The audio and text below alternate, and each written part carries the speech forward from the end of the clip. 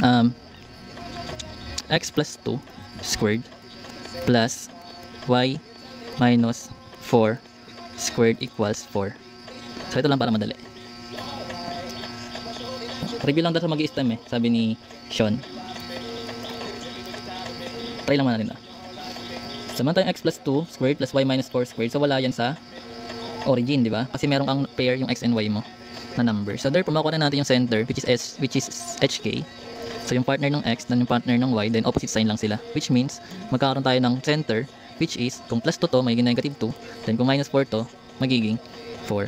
Okay? Then para naman sa radius, sabi natin, kung meron tayong r squared, equate lang natin yung sa labas which is 4.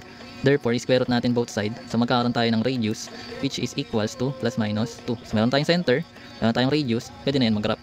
So gawa tayo ng graph. So negative 2, 4, nasa second quadrant yan. So lagay natin dito. Ito si negative 2. Ito si 4. So andito yung center natin. Okay? Then meron tayong radius na 2. So up, down, left, right na 2 units. So 1, 2, nandito yung isa. 1, 2, nandito yung isa. 1, 2, nandito yung isa. 1, 2, nandito yung isa. So i-connect lang natin yan. So magkakaroon ka dyan ng circle. So ganoon na siya ginagawa. Ngayon, gusto natin ulit i-transform into general form. Then expand lang natin to. Okay? To general form. Then expand lang natin to. Okay? So meron tayong x plus 2 squared plus y minus 4 squared equals 4 yung given. So expand lang natin to. Pag in-expand natin to, ang kakalabasan yan is x squared plus 4x plus 4. Then pag in-expand natin itong kabila, magiging y squared minus 8y plus 16.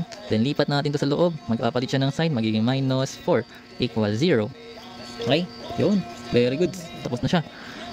Then pag sama-samayin lang natin, unahin natin yung y squared. So x squared followed by y squared followed by x followed by 8y. Then 4 plus 16 minus 4 is plus 16 equals 0. Kasi opposite sign to, pwede yan makancel.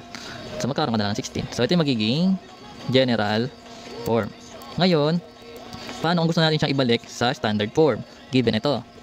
Ngayon, pating given, babalik natin doon para makuha natin yung center tsaka radius, di ba? Kasi mas madali siyang kunin kapag naka-standard form. So kung binigyan ka ng general form, babalik natin yan doon. So ito yung given. Una, transform natin to in standard form. Una, pagsamahin natin yung mga may x. So meron kang x squared tsaka 4x. Pagsamahin natin yan. Then, plus, labig ka ng space, parenthesis. Then plus, pagsamahin mo rin yung y. So y squared, meron kang minus 8y plus blank. Then yung 16, lipat na natin sa kabila. So magkapalit siya ng sign which is negative 16. Then dahil meron ka ditong dalawang blank, magdadagdag rin doon ng plus blank. Dalawa rin na blank. Kasi kung ano ilalagay mo dito, ipa-plug mo rin yan dito. Kung ano ilalagay mo dito, ilalagay mo rin dito para maging balance yung equation. Ilalagay mo dito, ipa-plug mo rin yan dito. Kung ano ilalagay mo dito, ilalagay mo rin dito para maging balance yung equation. Okay? So ngayon, dahil may blank to, paano natin ito makukuha? So sa part na to, kailangan natin gumamit ng completing the square. That's correct. So kailangan natin gumamit ng completing the square. So b over 2, then magkakaroon ka ng parenthesis squared equals yung blank natin para dito. Then sa kabila naman, ganun din, b over 2 equals parenthesis squared equals yung blank para dito. So kung meron tayong b, which is ito 4, so 4 divided is 2. So lagay natin dito yung 2. And 2 squared natin is 4. Yan. So dahil meron tayong 4 sa blank dito, lagyan mo to ng 4. Lagyan mo rin to ng 4. Tignan sa kabila. So meron tayong negative 8. Negative 8 divide 2 is negative 4. Then negative 4 squared is 16. Positive. So maglagay dito ng 16, then 16 din dito. This is negative. Then ngayon, dahil ito is perfect square trinomial, gawa ka ng parenthesis, lagay mo yung variable x, then kung ano yung nakalagay dito, kung plus siya, plus na yun. Then lagay mo yung squared. Then plus, sa y ganun din. So meron ka ditong y, so lagay mo yung y, then kung ano yung nakalagay dito sa loob, ayun yung partner niya. Then squared mo na. Then i-add mo na lang yung right side. So meron ka negative 16 plus 16, so maka-cancel na yun, magkakaroon ka na lang ng 4. So ito na yung standard form. Wherein, naka-standard form, meron ka ng CN, HK na center, then meron ka ng radius. Then yun na. Ganun lang yung gagawin sa circle. Kaya madali lang ang circle. Ganun lang gagawin.